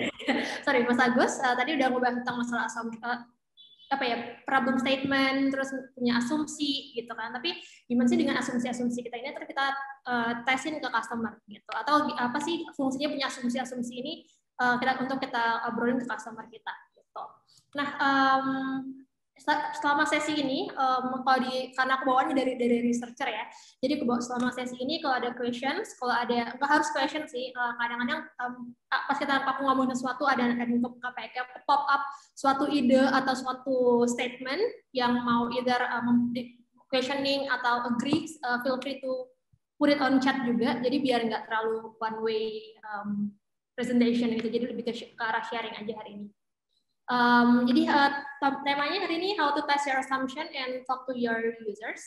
Jadi tadi udah Jody kalau jadi introduce a bit. Jadi aku dari product researcher di Gojek. Jadi spesifiknya adalah aku di customer platform. Jadi emang aku not specific go ride, go transport, food or grocery atau apa. Tapi aku lebih di customer platform which cover end-to-end experience di aplikasi sendiri. Jadi once user install Gojek, sampai dia ngelakuin first transaction, terus repeat transaction, sampai at the end mereka nutup app, itu apa aja sih flow-nya? Nah, itu adalah part of my job di Gojek. Gitu. Pertama kenapa sih? Tapi ada research gitu. Jadi kemudian kalau research ini, jadi sebelumnya aku di agency ya, di agency consultant agency, kalau kita bilangnya kita adalah bridging dari satu brand ke customer kita. Gitu. Tapi kalau spesifik di Gojek aku adalah dari tim researcher adalah penyambung tangan antara bisnis unit di Gojek ke customer kita. Gitu. Kenapa butuh bridging sebenarnya? Karena tadi balik lagi tiap product unit, by product unit aku cover product manager, project owner, product owner, designer, engineer, marketing, orang communication-nya juga, jadi semuanya ada dari tim produk ada untuk memperpanjang tangan ke users. Pertama, first karena tim aku kebanyakan juga foreigner, kayak ya ada banyak lah bilang foreigner, jadi juga harus butuh perpanjangan tangan untuk konteks. Tapi selain itu juga untuk ide-idenya gitu, needs user needs. Kenapa butuh perpanjangan? Karena pertama, tadi balik lagi kalau connect ke Mas Agus sebelumnya, sebenarnya kalau research itu kita akan nyari solusi. Karena research itu kita lebih nyari problem, gitu. Lebih sebenarnya karena kalau kita percaya kalau secara buat solusi, tim produk sebenarnya pasti udah punya ide-idenya di mereka, gitu. Nah, tapi kalau researchnya sendiri, karena kita lakukan panjangan tangan dengan customer, jadi kita lebih ke arah mencari problem aja, gitu. Jadi mencari problem dan memberi rekomendasi untuk solusi. Kalau di Gojek sendiri, karena kita balik lagi ingat kalau di tim business units, biasanya mereka udah punya objektif, udah punya OKRs gitu ya, udah punya inisiatif ABCD, punya ide ABCD, punya propose design sendiri, dan punya asumsinya mereka sendiri. Jadi kalau product design, product owner, mereka ini kok dari dashboard gue ngeliat turun ya, gitu. Ini kenapa nih turun? Ini mereka pasti punya asumsi sendiri tuh kenapa turun. Nah, tim desainer juga punya gitu. Kenapa desain gue nggak works ya? Gitu. Asumsi gue sih karena ABCD. Gitu. Mereka punya asumsi sendiri. Sedangkan our users itu juga udah punya sendiri motivasinya mereka menggunakan satu produk, mereka punya habitnya mereka sendiri, mereka punya pain points-nya mereka dalam satu journey. Apa sih bagian mana sih yang mereka nggak suka, bagian mana yang mereka punya challenge di situ selama melakukan satu task. Terus ada preference, mereka sukanya apa, ada yang satu sukanya apa, yang lain sukanya apa, tiap orang beda-beda. Terus dan acceptance toward ideas. Jadi nggak semuanya orang kayak dikasihin satu produk nih, kita punya desain ini semuanya suka, nggak mungkin kayak gitu. Pasti ada yang lebih suka yang lebih kayak gini, ada yang lebih suka yang kayak gini, gitu. Karena balik lagi tiap orang beda-beda dan level of acceptance-nya mereka beda-beda. Kayak sesimpel orang yang gagap teknologi deh, gitu. Kita kasih Gojek, walaupun Gojek kita semua mungkin kalau kita di sini bilang Gojek gampang dipakainya ya, gitu. Tapi buat certain people Gojek susah dipakai, karena banyak hal-hal yang kita nggak provide di situ dan mungkin secara UI UX-nya agak ribet buat mereka, pasti ada. Gitu. Pasti di sini juga kayak aku yakin di sini juga pasti pernah ngalamin ngebantuin orang tua sendiri untuk ngebooking sesuatu. Gitu. Itu kan simple as kita berarti orang tua kita nggak tech savvy as kita. Nah itu berarti apa nih acceptance toward ideas-nya pasti beda lagi. Nah sama kayak contohnya kayak gini. Kemarin pas pertama kali aku join Gojek banget, ada yang product owner bilang ke aku, Gun, template message di chat nih kok kecil banget ya, orang-orang kenapa nggak pakai template message sih? Bukan lebih gampang ya, tinggal klik-klik doang, lo nggak harus ngetik. Gitu. Terus, pertanyaan dari aku adalah, kalau menurut lo asumsi lo apa? Kira-kira kenapa ya? Kenapa ke user kayak gitu? Terus, kayaknya mereka nggak lihat itu deh. Yaudah deh, kita make it more visible yuk, gitu. Digedein aja tulisannya. Gitu. Terus, tapi pertanyaanku lah, emang itu problemnya? Nah, pas kita ngobrol lah kita sama customer. Pas customer kata, kenapa sih lo nggak pakai itu gitu, template-nya gitu? Kenapa lo lebih sukanya ngetik? Padahal sama-sama kita punya template, oke, sip, makasih. Tapi user lebih suka ngetik, oke Pak, terima kasih ya Pak. Terus kayak, apa bedanya gitu? Apa bedanya adding Pak dan ya Pak? Gitu paling bedanya cuma bedanya itu doang. Apa yang membuat lo buat user ini melakukan itu dibandingkan yang simple dengan klik aja? Tapi ternyata yang user ngerasain adalah yaitu irrelevant buat mereka karena the word-nya, tonality-nya yang dipakai di template yang kita provide itu nggak sesuai sama yang mereka omongin gitu. Sesimpel nambahin Pak itu ada adding value kalau buat users Indonesia users ya. Itu nge-adding value kalau dengan gue nambahin Pak berarti gue respect nih sama driver gue. Gitu. Karena dia kan driver ini kan yang udah ngebantuin kita Mbak dapat makan. Jadi kita merasa harus baik sama driver ini. Gitu. Terus nambahin Pak gitu. Jadi itu juga sesuatu yang harus dikonsider juga ternyata. Dan masih banyak hal lain yang kayak ternyata hal-hal yang it's not kayak nggak selalu tentang nggak selalu tentang visibility about kayak tentang adoption law tuh kayak there's a lot of things dan itu bisa kita tanyain ke users gitu. Dari dengan kita menanyain experience yang mereka pakai produk itu sendiri. Nah, kalau di Gojek, how we do it, it's not really Gojek in how Gojek do it, but ini lebih ke produk aku dan apa yang aku lakukan ke tim produk aku. Yang pertama adalah we listen, and then we ask, and then we ideate.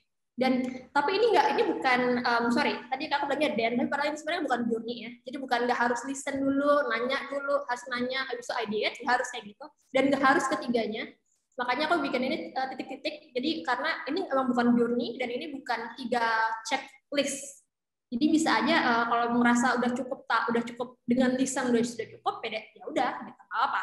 Kalau dengan nanya aja udah cukup, ya udah. Gitu. Dengan listen dan nanya kombinasinya seperti apa, mau listen idea, ask idea itu bebas. Gitu. Jadi sesuai kebutuhan yang kita rasa butuh untuk data-data kita. Untuk pertama listen. Nah listen itu dari mana aja sih sebenarnya? Kalau dari pertama as a researcher balik lagi, as a researcher kita sebagai bridging ya, kita sebagai bridging, jadi kita ngelihat bisnis unit itu sebenarnya apa sih yang mereka dengar gitu, yang mereka pengen tahu tuh apa, itu kita pertama tahu dulu. Jadi yang mereka ngerasa, yang menurut mereka, ini problem banget nih buat bisnis, apa sih sebenarnya problemnya tuh apa? Gitu. Nah apa yang pengen lo solve tuh apa sebenarnya? Nah, tapi kalau secara untuk customer kita yang lakukan di tim aku kalau yang 3, pertama social media listening. Jadi kalau ada yang pernah tahu kalau social media listening sebenarnya kita punya ada platform sendiri di mana ada platform yang membantu kita kayak nge-gather lah semua setiap orang mention kata Gojek itu kita bakal dapat tuh semua datanya gitu. Dari Twitter, dari social media, dari Instagram, dari Facebook, dari YouTube gitu ya. Tapi kalau secara simpelnya, tapi itu bayar biasanya platformnya itu. Tapi kalau misalnya kita mau bikin sendiri gimana? Bisa banget. Manual aja, nyari aja di Twitter tiap berapa sekali gitu. Cari aja kayak Gojek notifikasi, Gojek kesusahan masuk, Gojek apa aja, dan itu bakal banyak banget tuh pasti orang yang cerita gitu. Nah itu kalau itu yang organik, secara organik kita mencari menggather feedback secara organik. Tapi ada juga yang secara prompted gitu. Nah ini contohnya adalah si Ramda itu waktu itu salah satu VP researcher kita, dia nanya akhirnya ke Twitternya dia, di Twitter dia nanya, ada yang mau share nggak nih susahnya pakai Gojek? Terus banyak gitu orang-orang, ratusan orang nulisin semua kesulitan-kesulitan yang mereka hadapi di Gojek.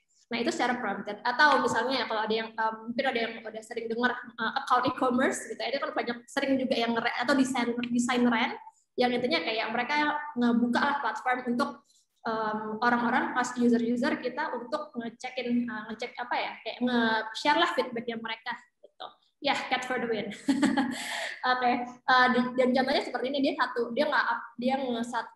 bikin posting tentang Gojek, dan di situ banyak banget komennya waktu berapa ya? Oke, ribuan itu semuanya tentang isu. Nah, yang Gojek lakukan adalah, yang tim aku lakukan adalah, ya emang kita bacain itu satu-satu, dan kita lihat sebenarnya isunya apa sih ini. Dan kalau kita ngerasa butuh more story dari mereka, kayak ini kayak sebenarnya apa sih yang mereka terjadi saat itu, kita reach out to them.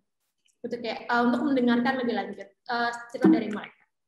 Terus yang dari sosial media, kita juga melihat dari app review. Kalau app review, jadi kalau kalian tahu di Play Store kita bisa melihat review apps gitu ya yang udah ada. Gitu. Nah, kita kalau di Gojek juga setiap bulan, terutama di tim aku, tiap bulan juga ngecek ini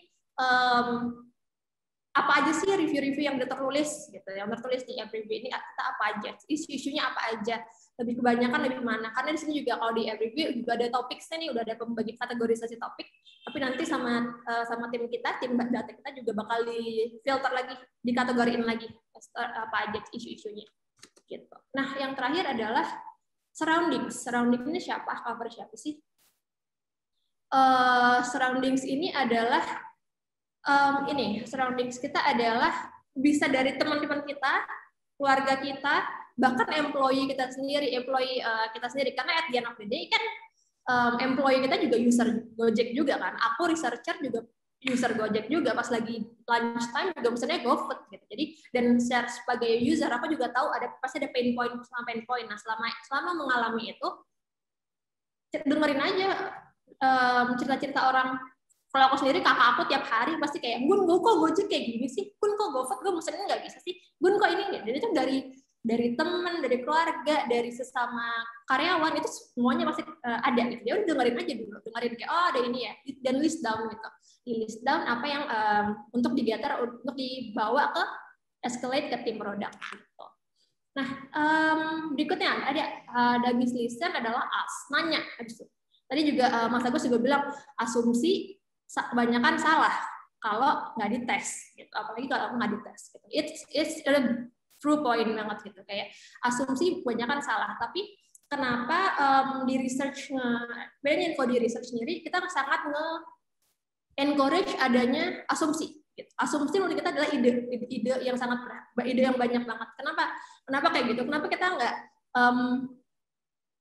ini sebenarnya agak banyak kontroversi kayak boleh pakai asumsi apa nggak boleh pakai asumsi. Kalau secara research sendiri, asumsi itu membuat kita lebih banyak berpikir kayak mana aja nih yang bisa menjadi edge case atau kayak cerita-cerita yang perlu kita tanyain juga. Jadi karena biasanya kalau kita nanyanya cuma flat aja, cuma kayak based on ya semua orang ngalamin journey inilah, semua orang ngalamin hal inilah, kita dari situ aja yang udah pasti aja. Dan insight kita, output kita ya udah kayak ini udah tahu.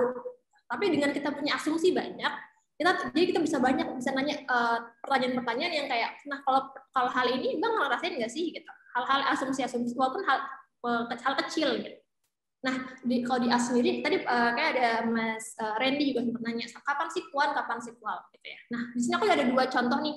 Satu data qual, kalau data qual berarti yang udah pernah dengar atau pernah menjalani kualitatif data research gitu ya, bakal tahu outputnya kualitatif adalah seperti ini, banyakan verbatim lah intinya, transkrip 2 jam discussions gitu, versus kuantitatif yang hasilnya ada angka. Kalau di sini contohnya aku pakai salah satu isu yang dialami Gojek itu notification kita dulu dianggapnya spam. Kalau dulu nyari Gojek spam di Twitter, banyak banget. Kayak Gojek tuh spam banget ya, sama Shopee, sama Tokopedia, gini-gini banyak banget notifikasinya kayak gitu. Nah, pertanyaan aku di co-floor, kayak biar aku nggak ngomong sendiri gitu. Aku bertanya, ada yang bisa berbagi pendapat atau thoughts.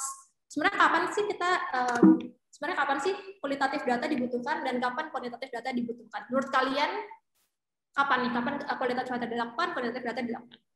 Ada yang mau sharing?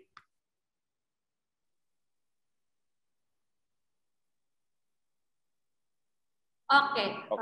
Mungkin saya coba sharing, Mbak Anggun. Boleh. Oke, perkenalkan lagi, saya Randi dari Revelware. Asumsi saya ya, dan mohon koreksi, saya itu memakai qualitative data biasanya untuk validasi secara singkat asumsi yang saya buat. Nah, ntar setelah saya mendapatkan banyak data dari calon-calon user saya, itu baru saya confirm lagi memakai kuantitatif karena saya ingin tahu secara demografi yang mana sih fitur-fitur yang lebih banyak akan diadopsi dan dipakai oleh customer saya. Kira-kira kayak gitu, Kak Anggun. Oke, thank you. Sorry, tadi siapa namanya? Randi. Oh, Randi. Oke, thank you, Randi. Oke, yang lain ada yang mau? Itu Mas Syuri mau raise hand. Jo. Iya, Mbak Ramah, selamat pagi ya. Selamat siang sekarang ya sudah.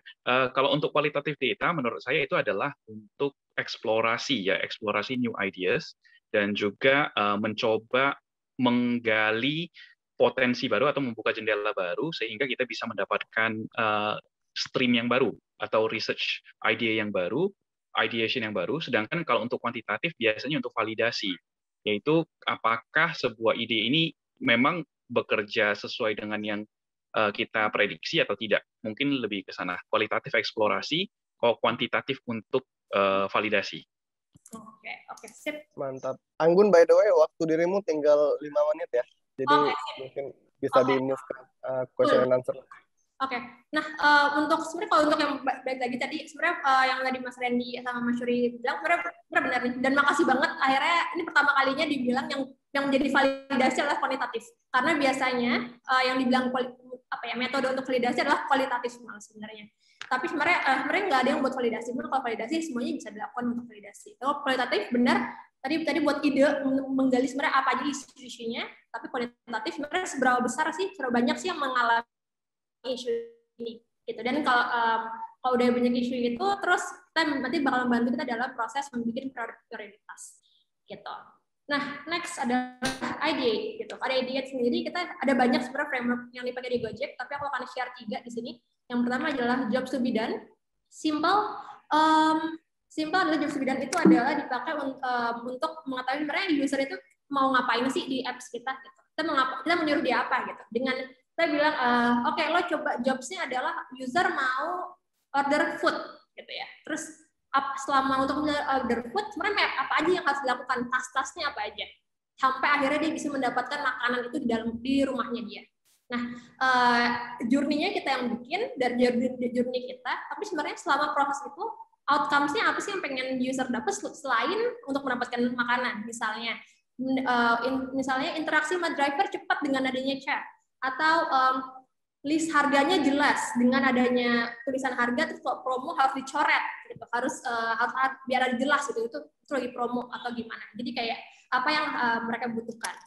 Nah, yang kedua adalah idea-nya how might we adalah sebenarnya ini adalah questions yang kita sering tanyakan untuk brainstorm, lebih ke arah, jadi kayak misalnya kita sebelum kita define dulu nih user segments kita siapa, product scope and benefit and challenge, and then kita bikin satu kalimat sebenarnya how might we help these user segments dengan product scope kita sehingga mereka bisa mendapatkan benefit dan mengurangi challenges yang mereka rasakan. Jadi itu terus-terusan kita tiap ada kita tahu ada satu pain point, tiap ada kita mau melakukan pada produk baru. Sebenarnya intinya produk ini mau ngapain sih? How might this product will help user segment with the product scope and benefit and challenges. Misalnya, gimana caranya Gojek membantu promo hunter yang suka ngebandingin harga di Grab sama Gojek gitu ya. How might we help Gojek promo hunter dengan kita punyanya halaman promo sehingga mereka punya satu tempat yang dimana mereka tahu nih promo tuh di sini semua listnya. Biar mengurangi challenge-nya adalah cognitive load, dengan kalau banyak yang tahu di Gojek itu homepage-nya sangat banyak isinya dan orang-orang kayak just too much gitu. Jadi makanya kita bikin promo page. Atau yang terakhir adalah internal audit, atau kalau secara desain ada namanya heuristic evaluation. Jadi kalau internal audit sendiri banyak banget yang kita tanyain expected versus real user journey. Kadang-kadang pas desainer bikin nih, oke, satu workflow gitu ya, satu design flow, itu adalah expected journey kita. Kita mau bikinnya kalau user mau beli food, prosesnya tahapannya A, B, C, D, E, itu lanjut. Tapi sebenarnya usernya kalau secara user journey apa sih bedanya gitu. Mungkin ada yang A1, B3, C berapa, jadi banyak gitu. Dan Selama itu ada poin-poin, ada apa yang mereka suka, apa yang mereka nggak suka, ada challenges apa yang mereka rasakan di situ, dan opportunity-nya di mana nih kita bisa memperbaiki di mana, improvement-nya di mana, dan ongoing inisiatifnya apa. Jadi kalau kita udah punya opportunity, oh ini opportunity-nya user terasa pain point-nya ini, ada opportunity kita untuk melakukan memperbaiki secara UI-nya seperti ini, secara UX-nya seperti ini, copy-nya seperti ini. Tapi tapi pas kita lihat lagi, oh dia udah punya inisiatifnya ini, belum ke launch aja. Mungkin nanti kalau di launch kita tes lagi ya. Gitu. Nah, kalau aku summarize, saya juga tinggal summarize aja. Yang pertama adalah, at the end of the day, kita nih employees itu juga the user of our product. Gitu. Jadi utilize us to serve us for source of our feedback. Jadi nggak harus jauh-jauh rekrut user, rekrut customer di luar sana, karena di luar kadang-kadang Gojek pun pakai internal employee sebagai source of feedback gitu. Dan yang kedua, it's okay to make assumptions, tapinya gede ya, harus sadar kalau kita pasti punya bias di asumsi itu, dan kita harus nge-reduce itu sebelum kita nge-present ke users. Dan yang ketiga terakhir, talk to users is way more than just interviews. Jadi kayak there's a lot of methods that we can use to talk to users, to listen to users for their feedback. So yeah, that's all from my presentation. So last time is it? Question and answer time. That's what. Okay, fantastic. Thank you Anggun for the wonderful presentations. Mungkin kita boleh stop screen dulu biar bisa lihat peserta yang lain. So basically Anggun talks about enhancing your feedback loop. Bagaimana caranya kita bisa listen and also ask the right questions lebih cepat ke user. So kalau misalnya ada beberapa yang bisa relate dengan story-nya Gojek, this is one of the way you can do it. If you cannot relate dengan user story-nya Gojek, mungkin kalian bisa berpikir how do you create your own user feedback loop within your company progress gitu. Oke, kita punya pertanyaan dari Mbak Niam. Tunggu Mbak. Yuk. Halo Mbak, keren banget presentasinya, makasih kesempatannya. Jadi mau nanya tadi mungkin pertanyaan salah satunya juga mirip tadi yang disebutin Mas Jody barusan. Gimana itu kita menginterpretasikan tadi ya supaya bisa secara cepat gitu kan kita mengevaluasi produk-produk kita di apa namanya di user gitu kan. Apalagi misal katakan kita bukan app based gitu ya. Probably sendiri bukan app based. Kalau Gojek kan mungkin dengan apps kan banyak algoritma yang itu bisa mempermudah kayak gitu. Karena kalau bukan app based itu seperti apa. Nah, terus juga satu lagi kayak masalah research gitu kan menentukan produk yang benar-benar sesuai nih sama yang dibutuhin user kayak gitu. Nah itu tuh misal katakan nih kayak Gojek ya. Nah dari pertama cuman go ride kayak gitu. Nah terus riset ini benar nih kita perlu melaunch GoFood misalkan. Nah jadi research untuk meng-create produk baru itu yang yang efektif dan emang benar-benar tepat nih kira-kira ini produk yang dibutuhin kayak gitu tuh gimana gitu yang efektif dan tepat kayak gitu Mbak. Makasih. Aku jawab dulu ya. Yang pertama interpretasi secara cepat, Nah, kalau paling cepat adalah untuk pas research involve semua stakeholders. Jadi biarkan stakeholders kita dari desain, dari product owner tuh dengar customer kita pengennya apa gitu. Karena dengan dia mendengar, dengan orang-orang yang mendengar, jadi kita nggak harus menginterpretasi, harus full report gitu ya. Di sini ini trik aku sih biasanya. Ini kalau aku yang mereka, karena di Gojek kan geraknya cepat juga ya, project bisa cuma 2 minggu gitu, harus selesai. Nah jadi yang aku lakukan adalah ya udah lo harus dengar user bilang apa gitu. Jadi biar apa? Biar mereka langsung setelah mereka mendengar, mereka juga mikir, oh user butuhnya ini, oh user ngerasa ini butuhnya ini. Gitu. Jadi jadi nanti pas habis sesi interview duduk bareng sama product owner, sama engineer gimana, desainer gimana. Terus mereka bisa ngeliat nih, oke, kalau dari produk kita suggest-nya ini, kalau dari desainer, oke, gue kebayang nih flow-nya kayak gini. Dari engineer, oh tapi ada limitation-nya ini. Jadi langsung discussion saat itu juga. Gitu. Itu biasanya itu salah satu trik aku untuk biar kalau mau lebih cepat dalam evaluasi dan menginterpretasi data kita. Gitu. Nah, kalau untuk pertanyaan kedua, research create untuk hal baru. Tadi kan kalau contohnya yang Mbak Niam sebutin adalah GoRide dan GoFood yang mungkin semua orang tahu gitu ya. Tapi Mbak Niam sendiri tahu nggak, Gojek sendiri punya GoNews, punya GoMall, Dan banyak produk-produk yang mungkin kayak domol apaan, domol gitu kan, kayak domol apa-apa, tapi gitu kan banyak produk yang Gojek yang nggak tahu. Tapi mereka gimana kita mau bikin create satu produk baru gitu. Sepertinya pertama kalau di Gojek sendiri, kita balik lagi tadi kayak Mas Agus juga mention, mereka Gojek dan Grab sebagai super app yang kita pengen adalah kita ngebantu user dari mereka awal bangun sampai mereka tutup mata, itu kita maunya mereka semua pakai Gojek gitu. Mereka bangun mau sarapan, order GoFood. Mereka ke kantor, pesan GoRide. Mereka nanti lunch, pesan GoFood lagi. Terus dan itu banyak dan terus-terusan. Nah, tapi gimana kita sampai akhirnya tahu mereka butuh GoFood, mereka butuh GoRide? Sebelumnya kita melakukan foundational research. Jadi sebenarnya user itu dari bangun sampai mereka tidur, mereka ngapain aja sih?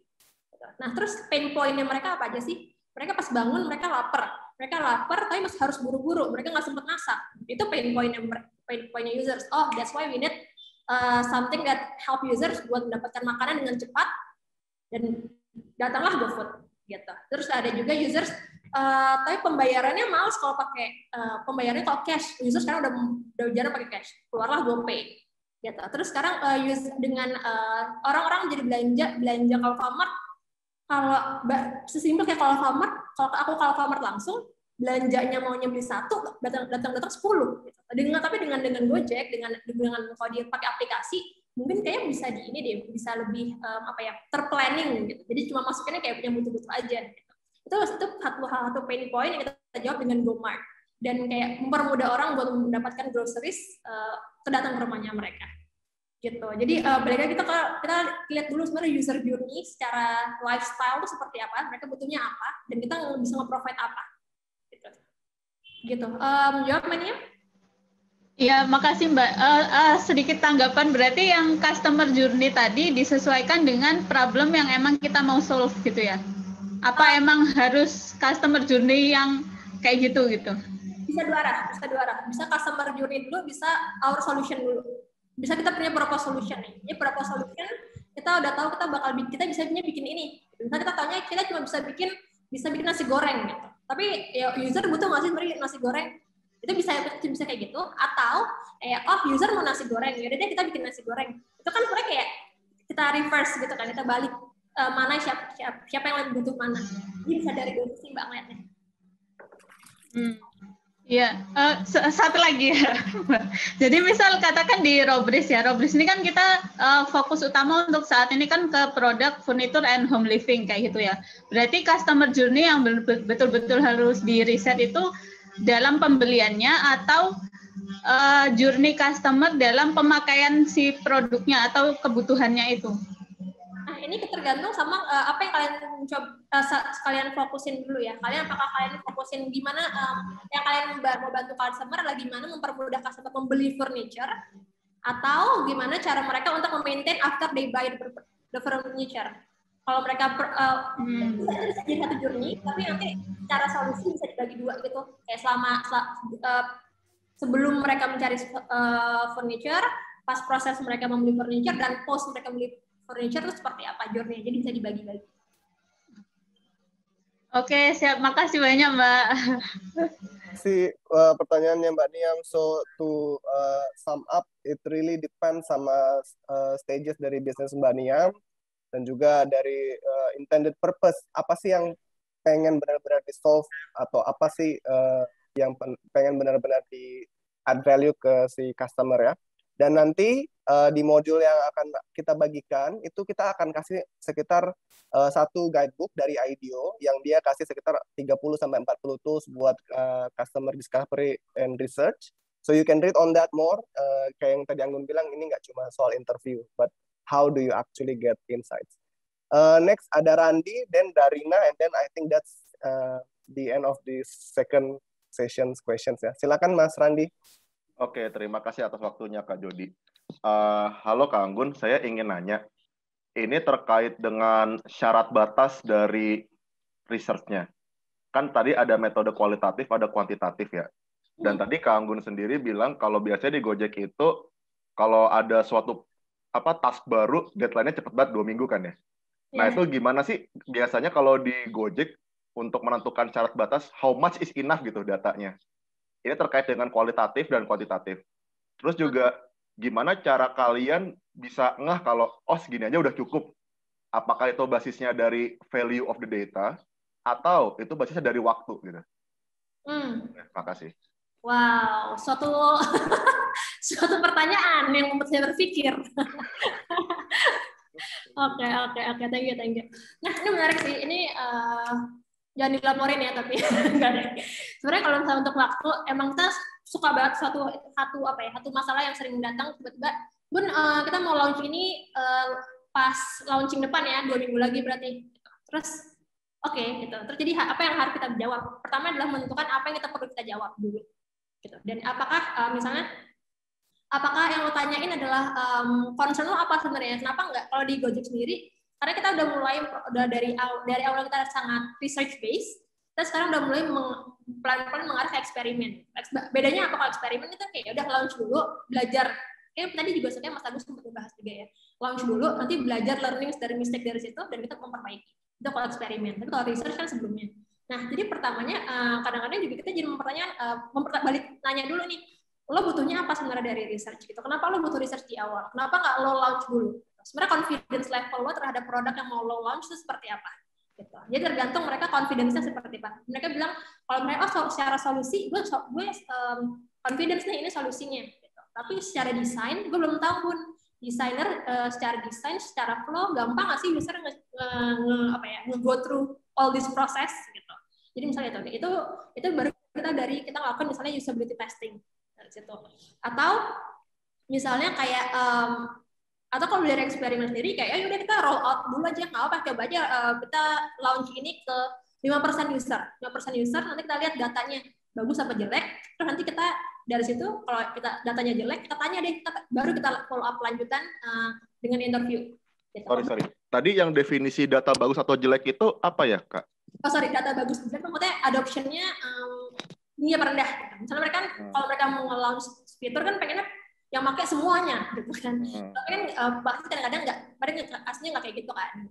Berapa persen nih ternyata kemarin kita nge-launch feature chat tapi yang pakai cuma 20%, yang gue 80% nggak pakai chat gitu. Nah, itu baru kita evaluasi lagi. Tapi kalau what is enough buat kita sebenarnya balik lagi ke confidence level of the team gitu. Karena ada yang ngerasa kayak kualitatif enough, kayak verbatim cuma user bilang ini bagus, enough buat mereka buat nge-launch sesuatu. Tapi ada juga tim produk yang ngerasa kayak gue nggak butuh kayak verbatim tuh kayak ya bagus, tapi gue butuh angka ungguan gitu. Karena baru kita ngelakuin kuantitatif data. Nih user bilang users suka produk lo segini banyak, yang ngeklaim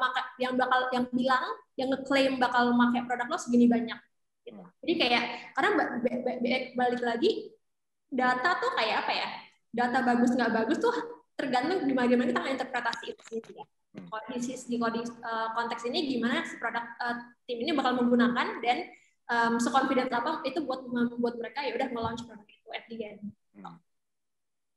Kalau standar Gojek sendiri terkait dengan apa ya? Untuk angka threshold-nya, user adoption-nya itu kira-kira misalnya 65%, itu baru Gojek melakukan development fitur tersebut. Itu berapa angkanya ya Kak kalau boleh tahu Kak? Itu kalau itu kan it depends sama produk lagi.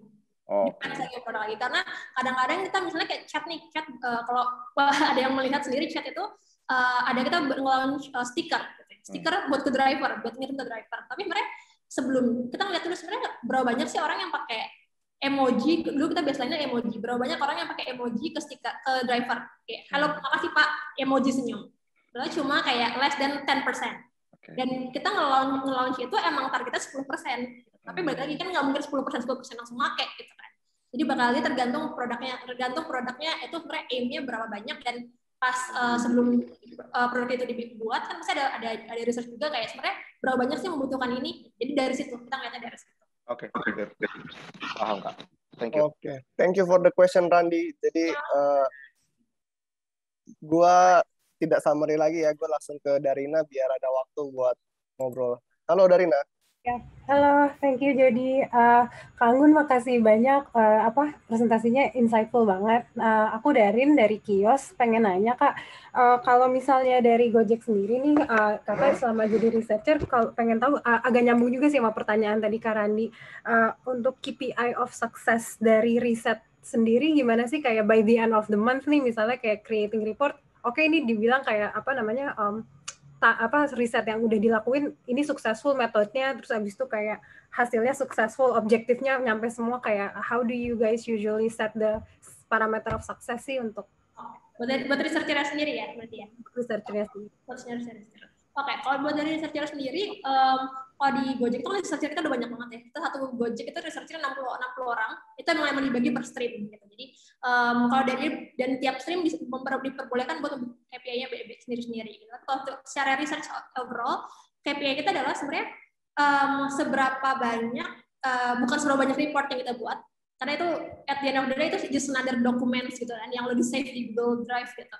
Tapi seberapa banyak insight kita yang dipakai, yang beneran di actual di beneran di utilize buat tim produk tuh nge-plan sesuatu, nge-launch sesuatu gitu. Dan kalau sekarang lebih banyak, jadi kalau kita di Gojek itu tiap produk setiap mau bikin launch sesuatu, mereka harus bikin namanya product description, aku lupa namanya PRD. Jadi kayak itu dokumen yang menjelaskan kayak why we need this product, how we create this product, dan apa-apa. Nah, why we create this product itu harus ada research-nya sekarang. It's part of our KPI.